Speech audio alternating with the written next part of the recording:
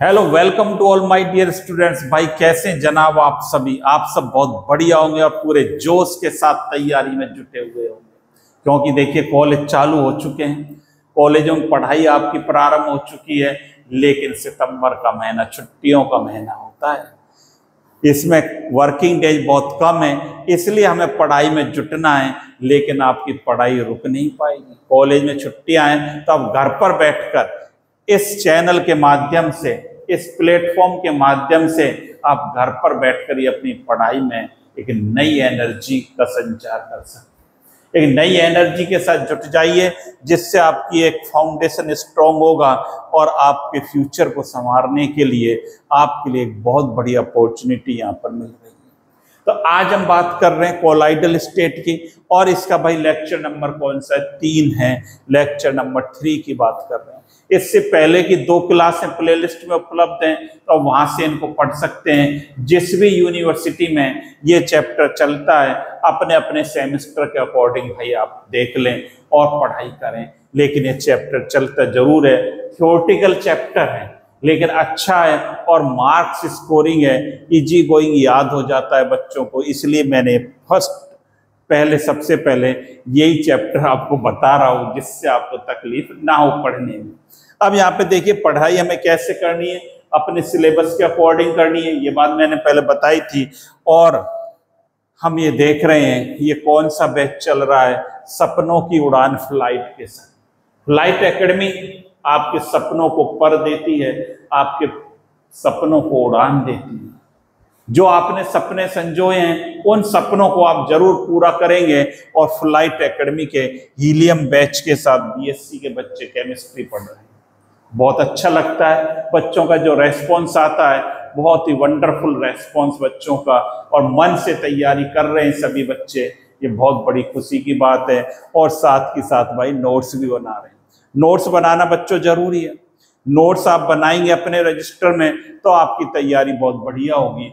और देखिए क्लास से पहले हम इम्पोर्टेंट पॉइंट्स की बात कर लेते हैं, ये बच्चों के लिए बहुत जरूरी हो जाते हैं। वॉच लेक्चर्स डेली भाई क्लास देखनी है, मेक नोट्स भाई, डेली नोट्स भी बनाने हैं। और डोंट फॉलो मैनी बुक्स, बहुत सारी बुक्स को फॉलो अप नहीं करना है भैया।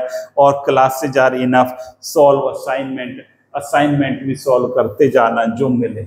हम इसमें क्वेश्चंस की भी बात करेंगे, अभी असाइनमेंट की भी बात करेंगे। सारी चीजें आपको मिलेंगी यहाँ पर, एक आपको फुल सपोर्ट मिलेगा पढ़ाई के लिए। तो ये बात हमने करी। साथ ही साथ यहाँ पर आज के हमारे 2 डेज टॉपिक की ओर चलते हैं। भाई आज हम क्या पढ़ने वाले हैं, इसको तो देख लें। आज क्या पढ़ेंगे? कोलाइडल स्टेट हमारा चैप्टर है, और इसमें आज का टॉपिक क्या है? Preparation method of colloidal solution, colloidal विलयन बनाने की विधियां।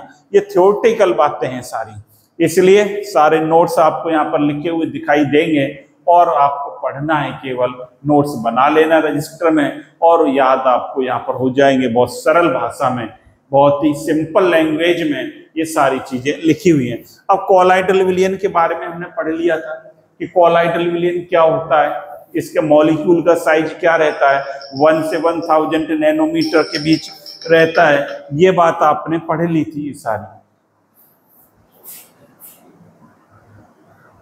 देखिए हम इसमें स्टडी करेंगे कोलाइडल विलयन बनाने की विधियां कौन कौन सी हैं।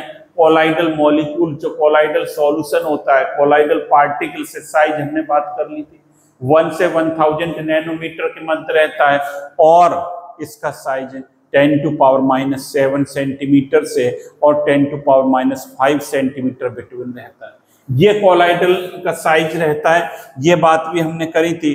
जो क्या बात करी थी यहाँ पर देखें, क्या जो कोलॉइडल कण है,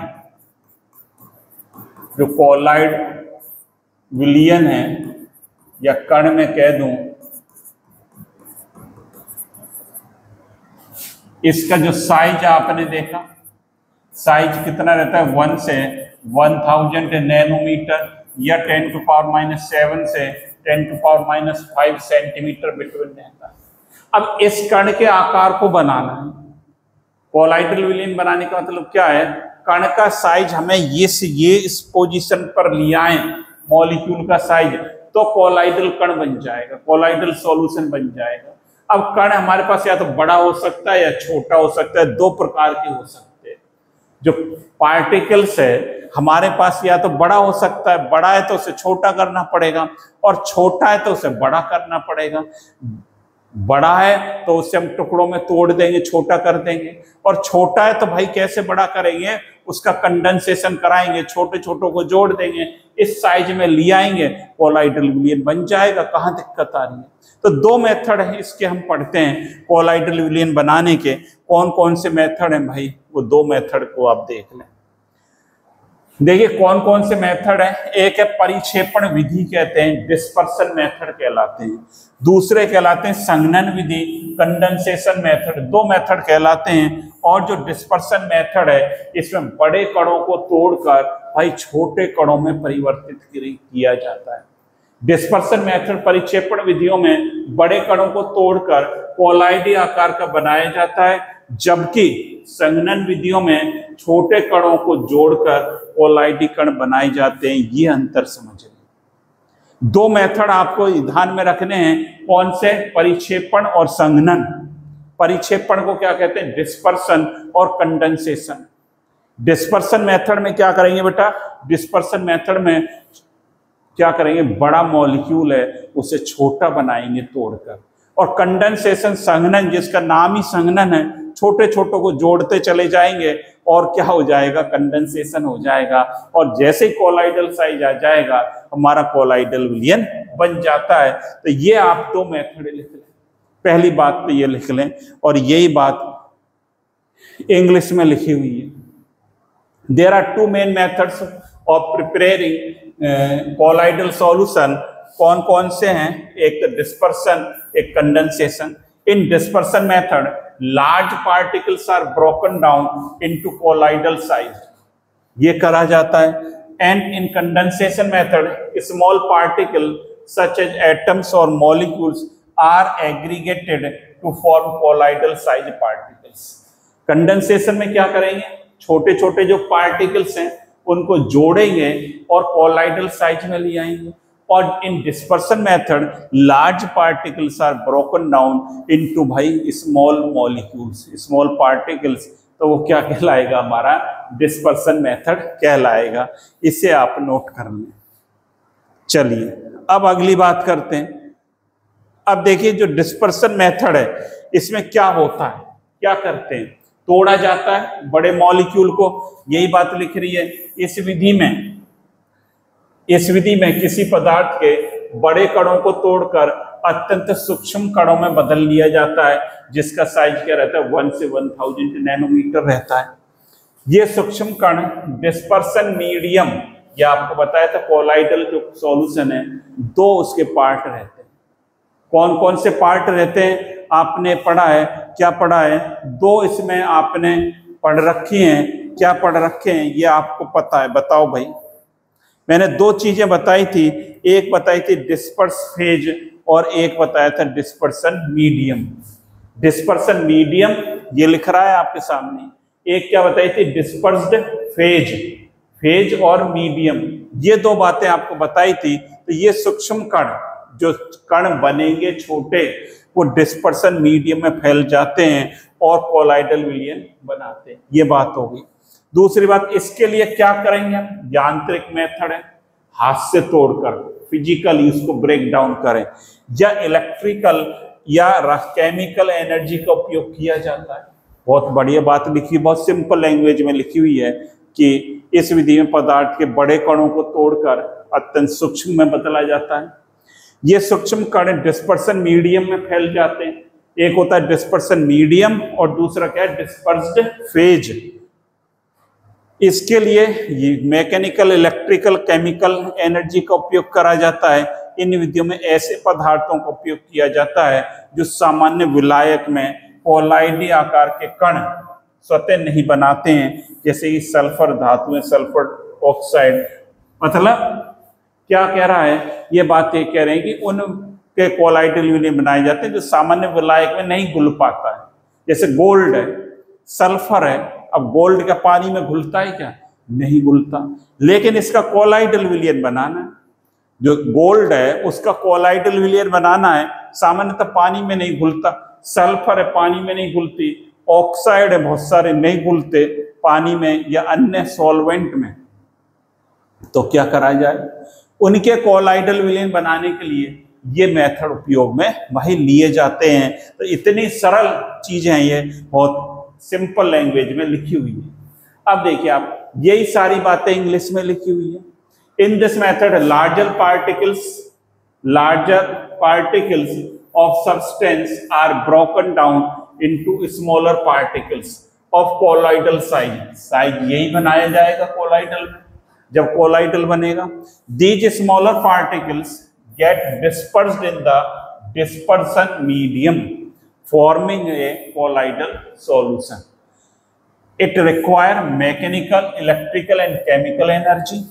In these methods, such substances are used which do not form colloidal size particles in an ordinary solvent such as sulfur metals, their sulfides oxide. जो easy going solvent में dissolve नहीं हो सकते, उनका हम सॉल्यूशन यहाँ पर बनाएंगे। अब देखिए कैसे बनाएंगे, इस बात को समझें।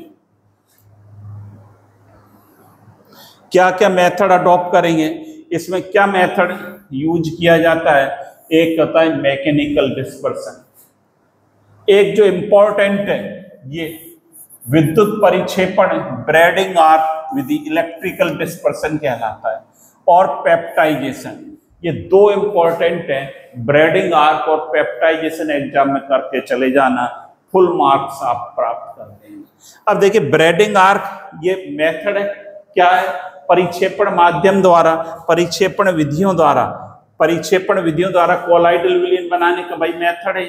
दो मेथड है, परिक्षेपण डिस्पर्सन और कंडेंसेशन। परिक्षेपण में ये कोलाइडल विलयन कैसे बनेगा इसको देख रहे हैं। पहला मेथड है ब्रेडिंग आर्क मेथड। अब देखिए ब्रेडिंग आर्क मेथड में क्या होगा, ये डायग्राम आपको यहाँ पर दिख रहा है। ब्रेडिंग आर्क मेथड क्या है, ये braiding arc method electrical dispersion method भी इसको बोला जाता है, या ब्रेडिंग आर्क इंपॉर्टेंट है भाई, इसका डायग्राम भी। इसमें क्या करेंगे, जिस भी हमें मेटल का कोलाइडल सॉल्यूशन बनाना है उसके इलेक्ट्रोड ले लेंगे। ये जैसे हमने मेटल इलेक्ट्रोड ले लिया, जैसे हमने एक गोल्ड का ले लिया, ये Au ले लिया, और ये भी क्या है भाई Au का, ये इलेक्ट्रोड ले लिए दो। ये हमने क्या ले लिए,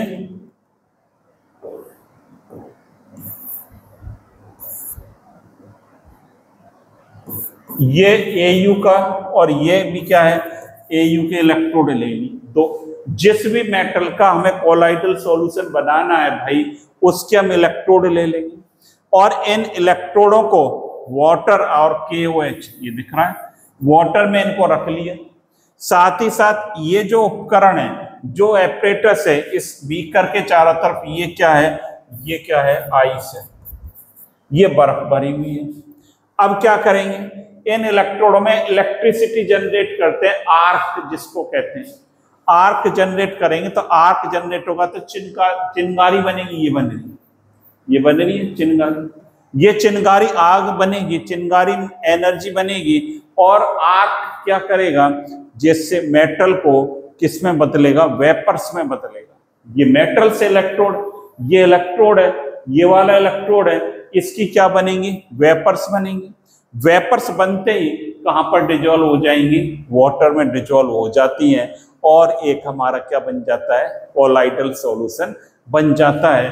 तो ये ब्रेडिंग आर्क मेथड है, सिंपल है, कोई दिक्कत नहीं है इसमें, कोई तकलीफ नहीं होनी चाहिए इसमें। किसी को कोई तकलीफ है तो मुझे मैसेज में बता दें। बहुत ही सिंपल मेथड है। इसमें इलेक्ट्रोड लिए, जिस भी मेटल का हमें बनाना है, दो मेथड है देखिए, कोलाइडल विलयन बनाने के डिस्पर्सन मेथड परिक्षेपण, और कौन सा है दूसरा, डिस्पर्सन के बाद कौन सा है, संघनन विधियां। दो विधियां हैं, हम पहली विधि की बात कर रहे हैं डिस्पर्सन मेथड की, जिसको क्या कहते हैं, डिस्पर्सन परिक्षेपण मेथड कहते हैं, या डिस्पर्सन मेथड कहते हैं। इसमें कैसे, ब्रेडिंग आर्क मेथड है इसका। एक ब्रेडिंग आर्क में इलेक्ट्रोड लिया आपने धातु के, उनमें आर्क उत्पन्न किया, चिंगारी निकलेगी तो ये मेटल वाष्प में बदलेगी, वेपर्स में बदलेगी, जो पानी में घुल जाएगी और बर्फ के द्वारा क्या हो रहा है, ठंडा हो रहा है। बर्फ क्यों चाहिए? क्योंकि जब आर्क बनेगा तो हीट निकलेगी जिससे सॉल्यूशन गर्म हो सकता है ज्यादा,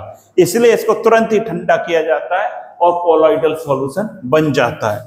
यही बात अब यहाँ पर लिखी हुई है, इसकी थ्योरी की बात समझ लें। देखो क्या है, यह विधि मुख्यतः धातुओं के कोलॉइडल विलयन बनाने के लिए प्रयोग की जाती है। इससे संबंधित धातु जैसे सोना, चांदी, प्लेटिनम आदि के दो इलेक्ट्रोड विक्षेपण माध्यम, जिसे परिक्षेपण माध्यम भी कहते हैं, में डुबो दिए जाते हैं। जब इन इलेक्ट्रोड के बीच एक आर्क उत्पन्न की जाती है, तीव्र आर्क से धातु के टुकड़े पिघलकर सूक्ष्म कणों में बदल जाते हैं। ये कण उसी माध्यम में फैल जाते हैं और एक धातु का कोलॉइडल विलयन बना देते हैं। ब्रेडिंग आर्क विधि द्वारा सोने का कोलॉइडल विलयन तैयार किया जाता है। 4-5 पॉइंट लिखने हैं और डायग्राम बना देना है, इनको आप नोट कर लो। यही बात इंग्लिश में लिखी हुई है। जो इंग्लिश मीडियम के स्टूडेंट हैं, दोनों मीडियम में यहाँ पर आपको नोट्स उपलब्ध रहेंगे और दोनों मीडियम में यहाँ पर सारी चीजें समझाई जा रही हैं। This method is mainly used for preparing colloidal solution of metals. Metal के कोलॉइडल सॉल्यूशन बनाए जाते हैं। 2 electrode of the desired metal, जिस भी धातु का मैं कोलॉइडल सॉल्यूशन बनाना है, जिस भी मेटल का बनाना है, उसके इलेक्ट्रोड ले लेंगे, gold, silver, platinum, immersed in the dispersion medium, example water medium में डुबो दिया। Electric arc is struck between them, the intense heat of the arc vaporise the metals and the vapours condense to form colloidal particles. Vapours किस में convert हो जाती है भाई? Colloidal particles में कन्वर्ट हो जाती है। These particles get dispersed in the medium forming a colloidal solution of the metal. Colloidal solution of gold can be prepared by Bredig arc method. इसको आप नोट कर लें, ये विधि है इसकी बनाने की। नोट कर लिया भाई? तो ब्रेडिंग आर्क मेथड आप समझ गए। कोलॉइडल सॉल्यूशन बनाने के 2 मेथड हैं। कौन से मेथड हैं? 2 विधि हैं कोलॉइडल विलयन बनाने की, आपने देखी। पहली परिक्षेपण विधि और दूसरी संघनन विधि। कंडेंसेशन मेथड और डिस्पर्सन मेथड, 2 मेथड हैं। हम बात कर रहे हैं अभी डिस्पर्सन मेथड की, फिर बात करेंगे कंडेंसेशन मेथड की। तो डिस्पर्सन मेथड में क्या हो रहा है? डिस्पर्सन मेथड की हम बात कर रहे हैं, बड़े मॉलिक्यूल को छोटे मॉलिक्यूल में ब्रेक किया जाता है।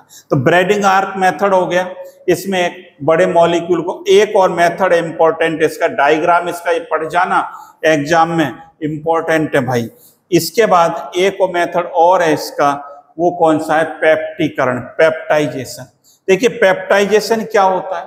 पेप्टीकरण वह प्रक्रिया है जिसमें ताजा अवक्षेपित पदार्थ को उपयुक्त इलेक्ट्रोलाइट मिलाकर कोलॉइडिक कण में परिवर्तित किया जाता है। क्या करेंगे? ताजा प्रेसिपिटेट है, फ्रेश प्रेसिपिटेट है, उसमें कोई हम इलेक्ट्रोलाइट मिला देंगे। सिंपल है। जो इलेक्ट्रोलाइट डाला जाता है उसे पेप्टाइजिंग एजेंट कहते हैं। जो इलेक्ट्रोलाइट डालेंगे उसे भाई क्या कहेंगे? पेप्टाइजिंग एजेंट कहते हैं। और पेप्टीकरण के दौरान इलेक्ट्रोलाइट के आयन अवक्षेप कणों की सतह पर अवशोषित हो जाते हैं और समान आवेश प्रदान करते हैं। इस बात को समझेंगे, और समान आवेश मिलने के कारण आपस में प्रतिकर्षण करने लगते हैं और टूटकर कोलॉइडल सॉल्यूशन कणों में परिवर्तित हो जाते हैं। पेप्टाइजेशन में क्या करेंगे समझ लें। फ्रेश प्रेसिपिटेट लेंगे, कोई इलेक्ट्रोलाइट मिलाएंगे और इलेक्ट्रोलाइट मिलाते ही वो किस में कन्वर्ट हो जाएगा? कोलॉइडल कणों में बदल जाता है। इतनी बात समझ लें। यही बात, जैसे उदाहरण क्या है? ताजा अवक्षेपित फेरिक हाइड्रोक्साइड में थोड़ी मात्रा में FeCl3 मिलाना।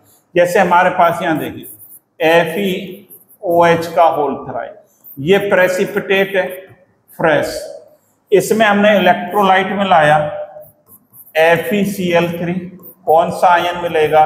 Fe+3, ये आयन मिलेगा। ये आयन यहां पर अवशोषित हो जाता है इसके ऊपर, और ये किस में कन्वर्ट हो जाता है? Fe OH का होल थ्राइस Fe+3, ये क्या बन गया,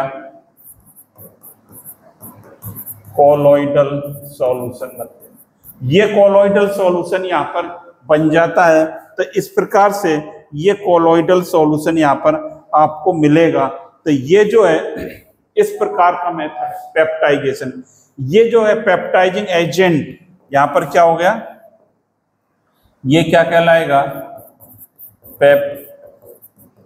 पेप्टाइजिंग एजेंट कहलाता है, जो इलेक्ट्रोलाइट हम मिलाएंगे यहाँ पर। ये क्या यहाँ पर क्या मिलाया आपने, FeCl3 मिलाया, तो पेप्टाइजिंग एजेंट हमारा क्या हो गया, FeCl3 हो गया।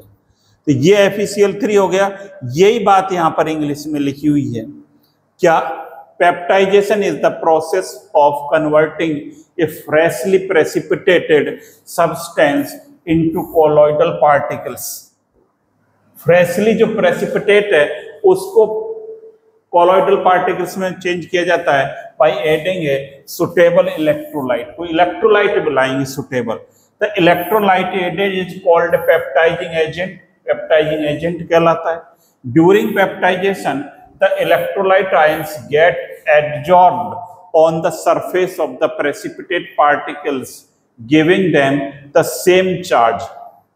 एडजॉर्ब होता है ये, एडजॉर्ब क्या होगा, एडजॉर्ब हो जाएगा, मतलब सरफेस पर रहेगा, सरफेस के अंदर नहीं जाते, दैट इज एडजॉर्प्शन कहलाता है। Because of this acquired charges the particle start repelling each other and break up into the smaller colloidal particles. Smaller colloidal particles में क्या हो जाते हैं, ये ब्रेक हो जाते हैं। तो ये भी आप नोट कर लें, जिससे आपको सारे नोट्स उपलब्ध हो जाएं। ये नोट कर लिया, साथ ही साथ ये भी हिंदी वाला भी आप ये भी नोट कर रहे हैं, और ये रिएक्शन नोट करेंगे, और ये भी नोट करेंगे। तो ये मेथड जो है ये आज आपने देख लिए कि